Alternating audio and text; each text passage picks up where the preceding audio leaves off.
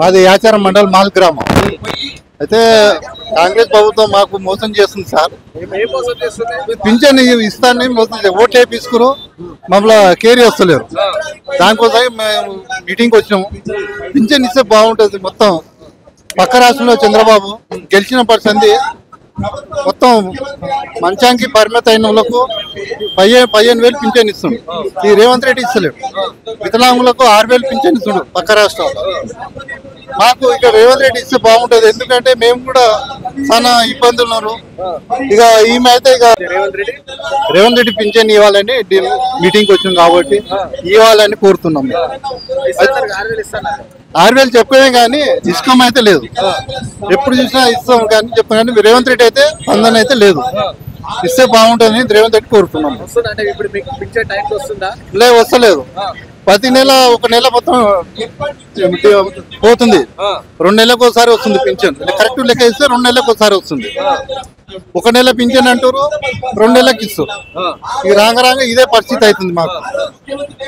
ముఖ్యమంత్రి అయితే మా మీద శ్రద్ధ చూసి ప్రతి నెల 1వ తారీఖు నుంచి 5వ తారీఖు లోపు ఇస్తే బాగుంటుంది.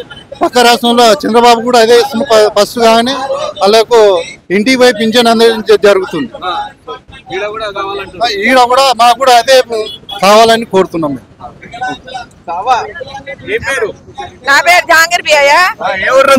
మాల నుంచి వచ్చిన రంగారెడ్డి కుండ. నేను 4 బిడ్డలు, ఒక కొడుకు. వాడు పోవేడతలేడు, ఇంట్లో ఇల్లు లేదు. ఈ కొడుకు ఎలా తెగిండు. పింఛన్ కూడా 2,000 వస్తుంటది. ఒక 1000 రూపాయలు రూమ్ కి రాయి కట్టుకుంటా, 1000 రూపాయలు నా పొద్దు గడుపుకుంటా.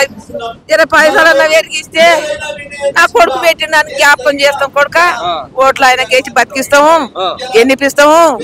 మా అమ్మ దయచేసి నేను ఒక తల్లిని అనుకోవాలి, ఆయన ఒక కొడుకు అనుకోవాలా. కొడుక నాకింత గూడు లేదు. కొడుకు ఎలా కొట్టిండు, కన్నా ఏడ్చుకుంటా ఇంట్లో కొడుకు తిరుగుతున్న. కొడుక ఆ గ్రామ పంచాయతీ వాడుకుంటా ఇవ్వడం సచ్చా ముల్చిపాటోళ్ళు ఆడేసి వస్తారు. ఇంకా అంతే, ఇంకేం చేయాలి మరి? ఇంకేం చేస్తూ 4,000 వస్తలేదు. కొడుక వస్తలేదు. ఇస్తాడు ఏది? ఆయనే అప్పు చేసిండు. మరి నేను నేర్పుతున్నా మీకు. ఇప్పుడు ఏడుకెళ్ళి ఇవ్వాలి, ఏడుకెళ్ళి ఇవ్వాలమ్మా అంటున్నాడు ఇక గట్టిగా. ఇస్తలేడు సారు, ఇస్తలేడు. ఏం లేకుండా ఆపద అవుతుంది. కొడుక నీ బెల్లం కాలు మొత్తం కొడుకు ఒక బుక్కడు పెట్టరా అంటే నువ్వు పెడుతున్నావు. ఆ జీవితం నడిపించుకుంటున్నా నేను. మేము తినాలని ధైర్యం ఉంటది. మేము ఏం కష్టం చేస్తాము నాయన, మాకేం కష్టం చేత అవుతుంది. మా అయ్య లెక్క ఇస్తే మేము బతుకుతాము. 4 రోజులు కొడుకులు అంటే కష్టం చేసి బతుకుతారు. మేమైతే బతకాలని మేము ఏది చేసుకొని తింటాం. ఇప్పుడు టైంకి వస్తుంది. ఇప్పుడు టైంకి వస్తలే అంటూ నిజమైన వస్తలేవు టైంకు. ఇప్పుడు పట్టుకొచ్చేది కదా, మళ్ళా 30వ తారీఖు దగ్గర రావాలి. 28వ తారీఖు వస్తాయి. యాక్సిడెంట్ అయ్యి కింద పడితే కొడుక తులం గుండ్లు ఉన్నాయి. అవి అమ్ముకొని శ్రీనివాస్ రెడ్డి తాను సంతోష్ నగర్ చూపించుకున్న కొడుక. నా బాధ చెప్తే తీరదు. నేను చెప్పిన అమ్మా పోదాం రావే అని పిల్లగాడు. అంటే మా అక్క కొడుకుడు అంటే పోదాం రావంటే వస్తే పా కొడుక కాళ్ళు నాడు వస్తలేదురా ఏంటో చేద్దరా అంటే అమ్మ బండ్లే కూర్చుందిరా అని తోలుకొచ్చిండు. కొడుక నా తండ్రి ఇస్తే చాలు అంటే తోని మేము బతాం, సచ్చిన దాకా యాద్ చేస్తాం, వాడిని నిమ్మలంగా ఓటేస్తాం, వాడిని గెలిపిస్తాం. ఇకపోతే మా దయా గిట్టనే ఆడుకొచ్చిండే బతారేమో సచ్చిన తీసుకుపోయి వాళ్ళకి దిగుతారు. ఇంకేముండదు ఇక. అంతేనా? ఆడేసుకపోయలేదు, నేను వేసుకపోయేది. ఉండని దినాలు ఒక పేరు తెచ్చుకోవాలి. అంతేనా? మంచి చెడ 2 చేసుకోవాలి. దొంగతనం లంగతనం చేయొద్దు. సంసారిగా బతకాలి. రోడ్ల మీద అడకతినా ఒక ఇజ్జత్ ఉండాలి. అని మేము చేస్తా అంటున్నాము కానీ మమ్మల్ని కాపాడతలేడు. ఆయన దయ, ఆయన దైవం అంతే. ఒక తల్లిని అనుకోని అయ్యో నా ముసలిది ఎట్లా పడుతుంది అని చెప్పి ఆయన దయచేస్తే వానికి ఒక పుణ్యం, వాని పిల్లలకు ఒక పుణ్యం. పబ్లిక్ ని వాడిని కడుపులో పెట్టుకోవాలి. పెట్టుకుంటే మేము కూడా సహకారం చేసేందుకు సిద్ధం ఉండవు. అంతే కొడుక. ఇక నాకే ప్రాబ్లం. 4,000 వస్తే చాలు. 2,000 వస్తే నువ్వు ఎలగొడుతుంది. నీ పిల్లలు రానియకపోయే, నీ పిల్లలు రానియకపోయి మాట్లాడకపోయి 1000 రూపాయల కిరాయి కట్టుకుంటా. 1000 రూపాయలతో పొట్ట గడుపుకుంటున్నా. 6 కిలోల బియ్యం వస్తాయి. ఆ బియ్యం తెచ్చుకుంటా. చిన్న స్టవ్ ఉంది, స్టవ్ కూడా గుంజుకున్నాడు కొడుక. నీ పిల్లలు నువ్వు నేనేం తినాలి?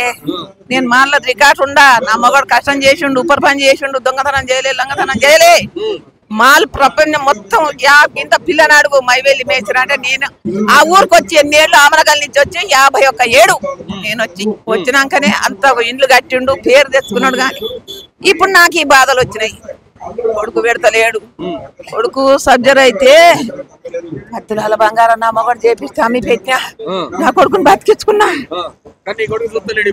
అమ్మాయి పచ్చం చెట్టు కింద ఉండ కొడుక 3 మాటలు వచ్చిండు కొడుక. ఇక నేను చెప్తే నేను బాధపడతా. నాకు ఒక బాధ దస్తే బాగుండదు అనిపిస్తుంది నా పానం. ఇక నేనేం చేస్తా మరి ఇక ఏం చేయాలి చెప్పు. ఇక 4000తోనే సచ్చిందాక భర్త కదరా. ఒక పేరు అన్న ఉంటది కదా నీకు. వీడు పెట్టలేదు జాగిరి గారు పెట్టలేదు బొమ్మ కొడుకు అని చెప్పి ఒక నీకన్నా సిగ్గుచరం వస్తుంది కదరా.